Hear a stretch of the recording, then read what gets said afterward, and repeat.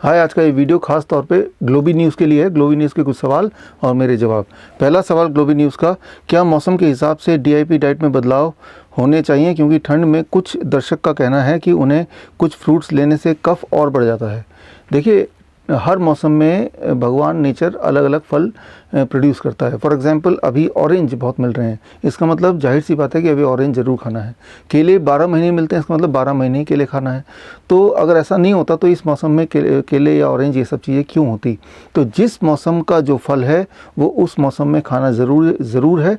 और ख़ास तौर पे जहाँ तक कफ़ की बात है, तो जो पेशेंट हमारे पास आते हैं निमोनिया के आते हैं, या फिर ट्यूबरकुलोसिस के आते हैं, या कफ एंड कोल्ड के आते हैं, या रेस्पिरेटरी डिसऑर्डर के आते हैं, या फ्लू के आते हैं, उन्हें हम ढेर सारा फल देते हैं। खासतौर पे सिट्रस फ्रूट देते हैं, या सिट्रस फ्रूट ना हो तो जिस तरह के फल उन्हें चाहिए वो उन्हें खाने बोलते हैं।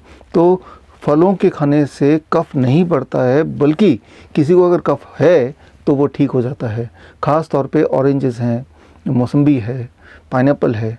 जिस तरह से केला है, केला कितना भी खा लें आप मोटे नहीं हो सकते, ठीक उसी तरह से संतरा कितना भी खा लें आपको कफ नहीं हो सकता, और अगर है तो वो ठीक हो जाएगा। बल्कि कोई भी फल जो सीज़न का हो वो ढेर सारा खाना ही चाहिए। अगला सवाल है, आप डीआईपी डाइट को एक्सप्लेन करने के लिए उदाहरण लेते हैं जंगलों में रहने वाले कुछ लोगों का, जो जंगल में सिर्फ फल और कच्ची सब्जियां खाकर कभी बीमार नहीं होते, लेकिन वही लोग जंगल में मांस का सेवन भी तो करते हैं। तो डीआईपी डाइट में मांस की मनाही क्यों? देखिए, जब मैं हर तरह के जंगल में रहने वाले लोगों का एग्जांपल नहीं लेता हूँ। ख़ास तौर पे मैंने कभी हुंजा का एग्जांपल लिया, या फिर अंडमान निकोबार में जो ट्राइब है उनका एग्जांपल लिया। तो यहाँ पे जो ट्राइब है जिनका एग्जांपल लिया, इनको अगर देखें, ख़ास तौर पे अंडमान की बात अगर मैं करूँ तो यहाँ पे इन लोगों को तो आग जलाना तक नहीं आता, और इनका जो 99% डाइट है वो फल और सब्जियों पे आधारित ही है। वो कच्चा भोजन ही खाते हैं, उन्हें आग जलाना नहीं आता, तो जाहिर सी बात है वो मीट मछली भी नहीं खाते हैं।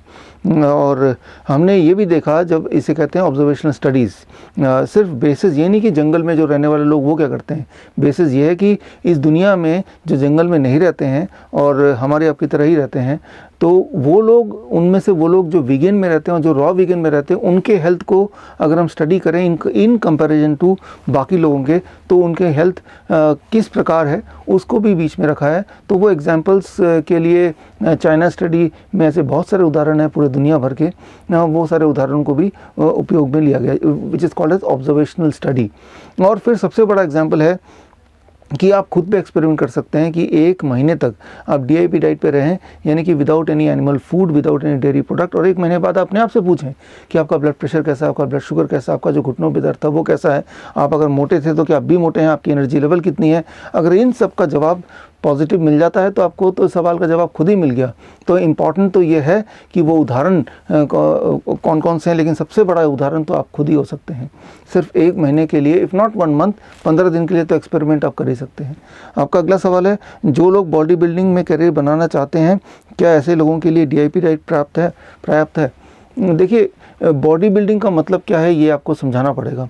अगर बॉडी बिल्डिंग का मतलब है कि बॉडी में बहुत स्ट्रेंथ होना, बॉडी में बहुत फुर्ती होना, और आपकी इम्यूनिटी बड़ी स्ट्रांग हो जाए, तो फिर डीआईपी डाइट काफ़ी है। लेकिन बॉडी बिल्डिंग का अगर ये मतलब है कि बहुत सारे मसल्स दिखने चाहिए, बॉडी का खास तरह का शेप होना चाहिए, बॉडी में 6 पैक या 8 पैक होना चाहिए, तो फिर ये सारे डेफिनेशन को पूरा करने के लिए कुछ लोग स्टेरॉयड लेते हैं, कुछ लोग आर्टिफिशियल प्रोटीन लेते हैं, तभी उस तरह की बॉडी, अनयूजुअल तरह की बॉडी बनती है।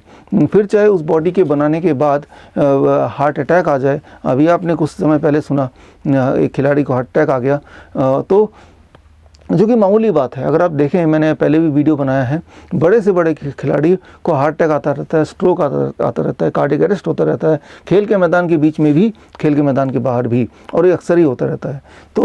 तो अच्छी खिलाड़ी की पहचान क्या है कि वो अंदर से भी स्ट्रांग हो, सिर्फ दिखने में नहीं, उसकी इम्यूनिटी भी स्ट्रांग हो, उसके ब्लड वेसल्स भी क्लियर हों, तभी वो रियल टर्म में हेल्दी माना जाएगा। तो सिर्फ और सिर्फ अगर आपको दिखावे वाली बॉडी बिल्डिंग चाहिए तो उसके लिए आर्टिफिशियल प्रोटीन एंड स्टेरॉयड, वो सारी चीज़ें भी चाहिए होंगी, लेकिन उसमें ख़तरा यही है कि कभी हार्ट अटैक हो जाएगा, और जब ऐसा हो जाएगा तो ऐसा लगेगा, देखो भाई ये तो अपनी हेल्थ की कितनी ध्यान रखता था, लेकिन उसके बावजूद भी हार्ट अटैक हो गया।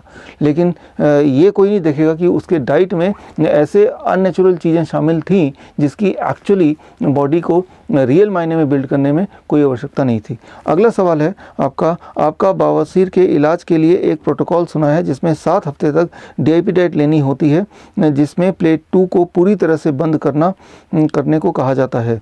ये कुछ ज़्यादा लंबा समय नहीं हो गया? इस बीच शरीर में प्रोटीन जैसा अन्य तत्वों की क्या बहुत ज़्यादा कमी नहीं आ जाएगी?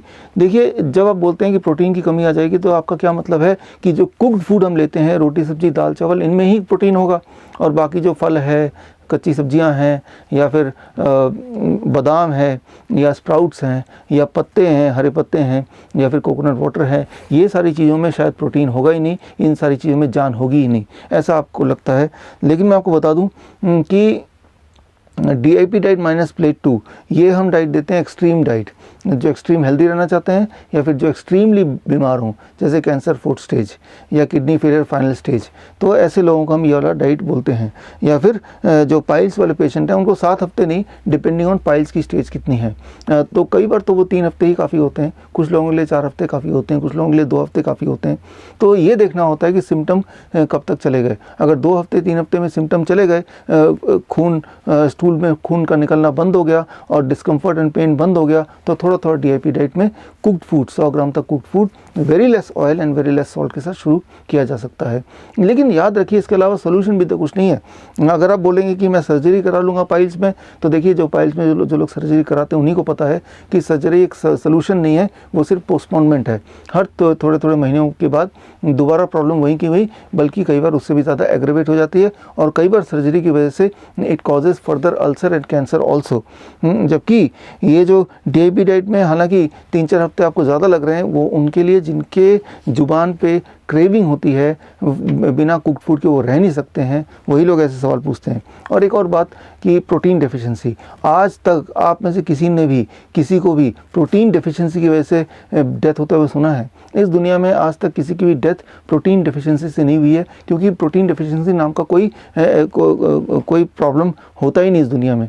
आपने कैल्शियम डेफिशिएंसी सुना होगा, विटामिन D डेफिशिएंसी सुना होगा, लेकिन क्या किसी ने प्रोटीन डेफिशिएंसी नाम का कोई टर्म सुना है? एक्चुअली ऐसा कोई टर्म है ही नहीं। यानी कि प्रोटीन डेफिशिएंसी जो है, ये ऐसा कभी होता नहीं किसी को। ये जो पाउडर बनाने वाली कंपनियां हैं, प्रोटीन पाउडर, प्रोटीन शेक, या एनिमल इंडस्ट्री है, इन्हीं के द्वारा प्रमोट किया गया एक टर्म है प्रोटीन डेफिशिएंसी, जो कि otherwise in real world exist नहीं करती। जो भी इंसान जिंदा है उसके बॉडी में भरपूर प्रोटीन है, उसकी चिंता करने की आवश्यकता नहीं है। आखिरी सवाल जो आपने पूछा है ग्लोबी न्यूज़ ने, वो ये, विटामिन B12 क्या होता है, इसका शरीर में क्या रोल है, और DIP डाइट के साथ विटामिन B12 मिलेगी, कैसे मिलेगी, क्योंकि ये तो सिर्फ एनिमल प्रोडक्ट में ही ज़्यादा होता है। देखिए, ये तो आप मानते हैं कि एनिमल प्रोडक्ट में विटामिन B12 होता है। एनिमल मतलब गाय, भैंस, मुर्गी, मछली, इनमें होता है। अब आप बताइए कि एनिमल जो है, गाय है, भैंस है, मुर्गी है, या फिर बकरा है, बकरी है, ये लोग क्या खाते हैं? क्या ये एनिमल खाते? नहीं, ये तो घास फूस खाते हैं। तो इनका बॉडी कैसे विटामिन B12 बनाता है? आपका बॉडी, हमारा बॉडी क्यों नहीं बना सकता है?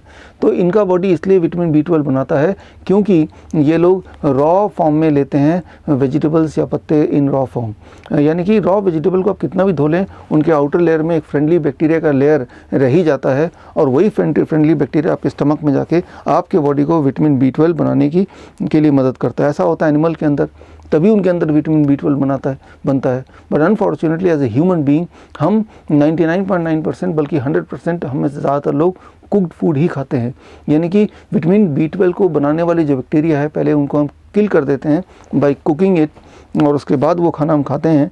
तो इसीलिए हमारे बॉडी में वो नेसेसरी विटामिन B12 वाले बनाने वाली बैक्टीरिया जा ही नहीं पाती हैं, और बॉडी हमेशा डेफिशिएंट रहती है और विटामिन B12 के लिए निर्भर रहती है किसी और एनिमल प्रोडक्ट के लिए, जैसे कि डेयरी प्रोडक्ट। जो लोग वेजिटेरियन हैं वो डेयरी प्रोडक्ट लेते हैं, पनीर वगैरह खाते हैं विटामिन B12 के लिए।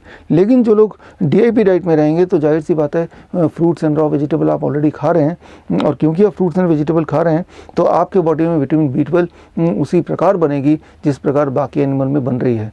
इसीलिए विटामिन B12 को अब हार्मोन के कैटेगरी में रखा जा रहा है, ना कि विटामिन के कैटेगरी में, क्योंकि विटामिन एक ऐसी चीज़ है जो बॉडी बना नहीं सकती है। That is how it is different from hormone. Hormone हमारी बॉडी बना सकती है। तो एक्चुअली ये एक हार्मोन है जिसे विटामिन का नाम कैटेगराइज कर दिया गया है। अगर तो ये विटामिन है तो किसी भी एनिमल के बॉडी में नहीं बनेगा, लेकिन क्योंकि ये एनिमल के बॉडी में बनता है इसका मतलब ये विटामिन ना होकर ये हार्मोन ही है। क्योंकि ये हार्मोन है तो वो हार्मोन आपके बॉडी में एक्टिवेट हो सकता है if you are on DIP kind of diet. तो इसी के साथ आपके जो 5 सवाल है वो पूरे होते हैं। ऑल द बेस्ट, जय हिंद।